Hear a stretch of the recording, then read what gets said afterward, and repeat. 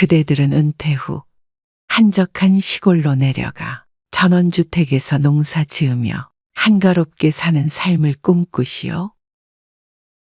자고로 사람은 땅을 밟고 살아야 한다 했는데 그대들도 그렇게 생각하오. 복잡하고 시끄러운 도시를 벗어나 마당에서 진돗개 키우며 내가 심은 농작물을 따다 밥 지어 먹는 삶은 떠올리기만 해도 꿈만 같구려. 누구나 그러한 노후 생활을 기대하며 열심히 일할 것이요. 나는 젊어서부터 늘 닭장 같은 아파트에서 벗어나고 싶었지만 여건이 허락해주지 않았소. 하지만 지금은 마음을 고쳐먹었다오. 오늘 들려주는 이야기를 들으면 그대들도 다시 생각해 볼 수도 있을 것이요. 실제로 아는 지인에게서 들은 동네 사람에 대한 이야기요. 심 씨는 중학교 국어교사였어. 40년 넘게 교직에 있었던 심 씨는 은퇴하여 몇 년간 기간제 교사로 일하다 70세가 되어 아내와 함께 귀농을 하였소. 심 씨의 아내의 몸이 좋지 않기도 하였고 이전부터 계획했던 일이기도 했소. 오랫동안 도시에 살았던 심 씨 부부는 무척 설렜다오. 6개월 가까이 시골에 있는 전원주택을 보러 다녔어. 몇 달간 집을 찾아다녔지만 어떤 집은 마당이 작아서, 어떤 집은 너무 커서, 어떤 집은 비싸서 선택을 하지 못하고 있었다오. 그러던 차에 심 씨와 부인의 맘에 꼭 드는 전원주택을 발견했어. 특히 심 씨의 아내가 무척 좋아했다오. 여보, 이런 집에서 살면 밥을 안 먹어도 배가 부를 것 같네요. 그래? 밥을 안 먹긴 왜 안 먹어? 여기서 호박 따서 부쳐 먹고 감자 캐다가 쪄먹고 그렇게 살면 되지? 심 씨와 아내는 그 집에서 사는 삶을 상상해 보았어. 땅은 5,000평 가까이 되고 뒤로는 산이 있었어. 그리고 땅 옆으로는 작지만 물도 졸졸 흐르고 있었다오. 본래 살던 사람이 부지런했는지 각종 농작물과 과실수가 심어져 있었는데 모두 탐스럽게 열려 있었어. 천장이 높은 2층 집은 밖과 안이 모두 황토가 칠해져 있었고 모양도 고풍스럽고 독특해서 풍기는 정취가 남달랐다오. 그리고 심 씨는 은퇴 후에 책을 쓰고 있었는데 이런 집에서 창밖을 보며 글을 쓰면 참 좋을 것 같았어. 사모님, 이것 보세요. 이게 뭔지 아시겠어요? 여기 주인분이 직접 토구를 만든 건데요. 한번 들어가 보세요. 부동산 직원은 말을 하며 키가 작고 두꺼운 철문을 열어주었어. 그 안에는 김치독과 간장독 같은 항아리들이 많이 들어있었어. 어머나, 나 어렸을 적에도 집에 이런 게 있었는데. 여기에다 김치 두고 먹으면 엄청 맛나요. 맞아. 이런 게 있구먼. 바깥에 아궁이도 있고 평상도 있고 집도 깔끔해서 난 여기가 마음에 드는데. 사모님 말이 맞습니다. 이런 톡을 있는 집 아주 귀해요. 내일도 보러 오신다는 분이 있는데 이 집은 금방 계약될 것 같아요. 심 씨 부부는 이런 집은 인기가 많다는 부동산의 말에 바로 계약을 진행했어. 그러고는 2달 뒤에 그 집으로 이사를 했어. 처음 몇 달간은 재미나게 살았다오. 아침엔 시끄러운 찻소리 대신에 새 지저귀는 소리에 잠이 깼고 처음 해보는 농사도 조금 헤매기는 해도 재미있었어. 도시에서 손님이 오면 마당에서 고기도 구워 먹었는데 그런 행복이 또 없었다오. 이사를 한 지 일주일 정도가 지났을 때 부녀회장이 찾아왔소. 이 동네 오면 마을을 위해서 기부금을 조금 내야 해요. 많이는 아닌데 동네 사람들 다 내는 돈이에요. 말로만 들었던 마을발전기금이었소. 부녀회장이 말한 금액은 300만 원이었소. 적은 돈이 아니지 않소? 하지만 마을 사람들 다 자발적으로 내고 마을을 위해 쓰인다는데 안 내고 버티다가는 이 마을에서 편히 살지 못할 것 같아서 울며 겨자 먹기로 내놓는 수밖에 없었어. 시골 인심이라는 건 다 옛말인 것 같네요. 마을 발전기금을 받기 위해 여러 번 찾아왔던 부녀회장과 주민들에게 정이 다 떨어졌다오. 그러던 어느 날 가까이 살던 이웃이 집으로 찾아왔소. 이 집 뒤에 있는 이 산이 내 땅이요. 근데 이 집 일부가 내 땅에 들어와 있어. 이웃으로부터 황당한 이야기를 들었다오. 그럴 리가 있겠습니까? 부동산 통해서 산집입니다. 그건 측량을 해보면 알 일 아니오. 비용을 들여 측량을 해보았더니 심 씨의 주택 일부가 이웃의 땅을 조금 침범한 것 아니겠소. 부동산에도 전화를 해보았지만 서류상으로는 문제가 없었다며 모르쇠로 일관했소. 직접 이야기해보는 수밖에 없었다오. 집을 부술 수도 없고 이 부분은 어떻게 하면 되겠습니까? 아, 어쩌긴 뭘 어째. 집을 부수던가 내 땅을 사가던가 해야지. 땅은 혼자 농사 짓기도 힘들 만큼 충분히 넓었지만 어쩔 수 없었다오. 임야 전체를 사가라는 이웃에게 사정하여 100평 정도만 떼서 사기로 했는데 시세보다 훨씬 높아 그 비용이 만만치 않았다오. 아니, 그러게 잘 알아보고 샀어야지. 불난집에 부채질하는 이웃의 말에 어이가 없기도 했고 화가 났지만 이웃과 괜히 얼굴 붉히기 싫었어. 시세보다 좋기 두세 배는 비싸게 땅을 팔면서 한마디 보태야 직성이 풀리는가 보구려. 근데 무슨 암에 걸렸다 그러던데. 여기 원래 살던 집주인도 암에 걸려서 치료받으려고 도시로 올라간 거요. 무슨 집이 암 환자만 사는구먼. 이웃의 말에 심씨 부부는 어이가 없었어. 암이요.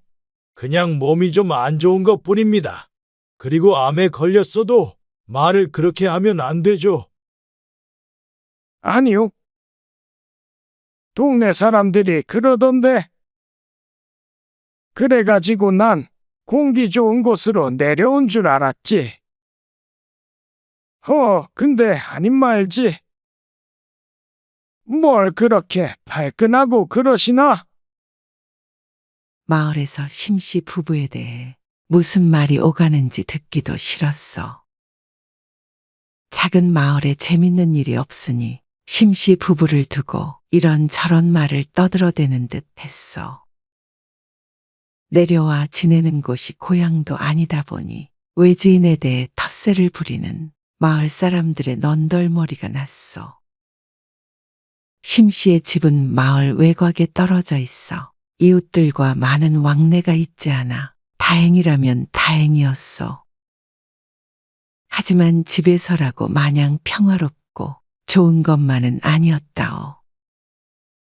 시간이 좀 지나자 깔끔하게 가꾸어져 있던 밭은 이전 모습을 잃어갔어. 아내가 몸이 좋지 않다 보니 5,000평을 심씨 혼자 돌보았는데 하루 종일 일해도 끝이 없었어. 초보 농사꾼인 심씨가 관리하기에는 지나치게 큰 땅이었소. 농사를 짓다가 골병이 들 것 같았다오. 그리고 전원주택이라는 것은 아파트와는 다르게 늘 고쳐야 하는 곳이 생겼어. 황토주택이라 균열이 가면 메꿔야 하고 지붕에 이가 나갈 때도 있었소. 하루하루가 고되니 책을 쓸 시간이라곤 없었소. 그리고 심씨의 아내도 전원주택 생활이 행복하지만은 않았소. 심씨는 바쁘고 지인들과는 자주 왕래하기 힘들어 외로움을 느꼈어. 도시에 살 땐 하루하루 할 일이 있었는데 시골에선 산과 물을 쳐다보는 것 외에는 달리 할 일이 없었다오. 운전을 할 줄 모르는 심씨 아내는 심씨가 외출을 하는 날에는 꼼짝없이 집안에 갇혀있는 신세가 되었소. 내려간 지 몇 달 되지 않았지만 도시가 그리워졌어. 심씨의 아내는 우울증이 생겼고 심씨는 일이 힘들어 둘이 다투는 일도 종종 생겼다오. 여보, 우리 다시 돌아가는 건 어때요? 마을 사람들도 그렇고 이 큰 집 당신 혼자 관리하다가 없던 병도 생기겠어요. 집은 어떻게 하고 올라가? 우리가 산 것처럼 다시 팔면 되지 않겠어요? 고민 끝에 심씨 부부는 다시 집을 내놓기로 결심했다오. 노력은 해보겠는데요. 전원주택이라는 게 금방 팔리는 게 아니니까 언제 팔린다고 장담은 못 드립니다. 심씨 부부가 집을 살 때는 당장이라도 계약할 사람들이 줄을 서 있는 것처럼 이야기했던 부동산은 말을 바꿨소. 심씨가 집을 샀던 금액에 이웃의 땅을 추가로 샀던 금액까지 더해서 내놓았는데 한 달간 깜깜무소식이었다오.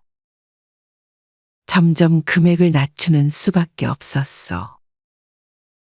계속 그곳에서 살 수 없었던 부부는 결국엔 샀던 금액보다 훨씬 손해보는 가격으로 팔고 도망치듯 마을을 떠나야 했어. 결국 몇 달간의 전원 생활로 인해서 심씨 재산은 축났고 마음의 평만 얻었다오. 심씨가 특별한 경험을 한 것 같소? 실제로 이런 일은 비일비재하다오. 그대들은 현실은 외면한 채 전원 생활에 대한 아름다운 상상만을 가지고 있진 않소? 노후엔 전원 생활을 하는 것이 꼭 진리처럼 여겨지는 것 같소. 하지만 실상은 몸도 마음도 더 힘든 경우가 대부분이요. 우리가 나이 들어서 집을 고를 때는 꼭 생각해 보아야 하는 것들이 있어. 몸만 누이면 그만인 것이 아니라 남은 여생을 살아갈 터전을 고르는 것 아니겠소? 노후에 살기 좋은 집을 선택하는 방법 5가지에 대해 말해주겠소. 첫 번째, 교통이 편리한 집을 고르시오. 운전을 할 수 없는 사람은 당연한 말이고 운전을 할 수 있다고 하더라도 언제까지 가능하리란 보장은 못할 것 아니겠소? 나이 들어 집에 고립되고 싶지 않으면 언제든지 어디든 오갈 수 있도록 교통이 편한 곳을 첫 번째로 삼으시오. 그렇지 않으면 집이 아니라 감옥에 갇히는 것과 다름없을 것이요. 그러니 산속에 홀로 있는 시골집을 갈 생각일랑 마시오. 언제 무슨 일이 있어도 나오는 데만 1시간이 걸리는 곳은 노년에는 절대 가선 안 될 곳이라오. 귀촌을 하였다가 포기하고 돌아가는 사람들의 사연들을 들어보면 가장 큰 원인은 바로 이것이라오. 두 번째, 병원과 편의시설이 가까운 집을 고르시오. 우리는 흔히 은퇴하며 살 집을 생각하면 나이 들어 텃밭 가꾸며 살 수 있는 한적한 집을 떠올리지 않소? 하지만 젊은 사람들보다도 편의시설이 가까워야 하는 것은 노인이요. 병원은 말할 것도 없고 장을 보고 식당을 가는 일도 어려워서는 안 된다오. 병원을 오가기가 힘들어 전원 생활을 접고 도시로 올라가는 사람들을 많이 보았소. 한적한 곳에 살다가도 나이 들면 병원과 가까운 곳으로 옮겨야 하는 법이요. 예전에 살던 마을에 홀로 사는 할머니가 계셨소. 마을 끝에 혼자 떨어져 있는 인적 없는 곳이었어. 주변에 버스 정류장도 없는 곳이었다오. 정류장까지 걸어가려 해도 1시간은 걸렸소. 자장면 하나도 맘대로 시켜 먹지 못하는 곳이었다오. 차는 물론이고 자전거 운전도 못하는 할머니는 시장을 한번 갔다 오려면 버려진 유모차를 지팡이 삼아 장바구니 삼아 왕복 2시간을 걸어야 했어. 젊은이들도 힘들어할 거리를 70 넘은 노인에게는 쉬웠겠어. 허리도 다리도 골병들어 나중에는 자식들 도움 없이는 마을을 오갈 수도 없었어. 골병든 노인은 또 병원을 다니기도 힘들지 않았겠소? 다행히 나중에 자식들이 도시로 모셔갔지만 할머니도 한평생 살던 집을 두고 눈칫밥 먹으며 사는 것을 원치는 않았을 것이요. 나이 들면 멀리 움직이기는 쉽지 않다오. 그러면 내가 필요한 것들이 가까이에 있어야 하지 않겠소? 3번째, 근처에 산이나 산책로가 있는 집을 고르시오. 자연에 둘러싸인 한적한 곳을 갈 수 없다면 비슷한 곳을 고르면 되지 않소? 둘러보면 근처에 산이나 산책로가 있는 곳이 많이 있어. 나무와 풀이 없는 삭막한 곳에서 노년을 맞이하고 싶지는 않소. 적당히 몸도 움직일 수 있고 산책도 할 수 있는 그런 곳이 좋소. 4번째, 노후 자금과 여건에 맞는 집을 고르시오. 집만 가지고는 살아갈 수 없어. 작은 집에 살더라도 앞으로의 삶을 편히 살아갈 수 있는 자금은 남겨둬야 하오. 노후에 무리하여 집을 옮긴다면 그보다 아까운 일이 없어. 집의 크기를 줄이더라도 여유롭게 사시오. 너무 큰 집은 고치고 가꾸다가 돈과 세월이 다 흘러가 버린다오. 5번째, 자식이 있다면 서로 왕래가 편한 집을 고르시오. 자식과 자주 왕래하라는 것이 아니라 나이 들면 자식이 나를 들여다보기 쉬운 곳에 있어야 한다오. 그래야 좋은 일이 있거나 나쁜 일이 있거나 만약에 상황이 와도 도움의 손길을 받을 수 있을 것이요. 그리고 또 그래야 가끔이라도 자식 얼굴 한번 볼 수 있을 것 아니요? 거리가 멀면 멀다는 핑계로, 교통이 불편하면 또 그 핑계로 자식은 부모를 찾지 않는다오. 그리고 나서 좋은 집을 선택한 뒤에 그 집과 함께 나이 들어가시구려. 아끼고 가꿔서 보기 좋게 나이 든 나만의 집을 만드시구려. 꼭 넓은 마당이 있고 집 뒤에 물이 흘러야 좋은 집이요. 내가 정붙일 수 있는 집이 최고의 집 아니겠소? 어떤 사람이 말하였소. 좋은 집이란 구입하는 것이 아니라 만들어지는 것이어야 한다. 행복한 노후를 보내기 위해선 보금자리가 참 중요하다오. 잘못된 선택을 한다면 되돌릴 수 있는 기회는 결코 많지 않을 것이기에 신중하게 생각하길 바라오.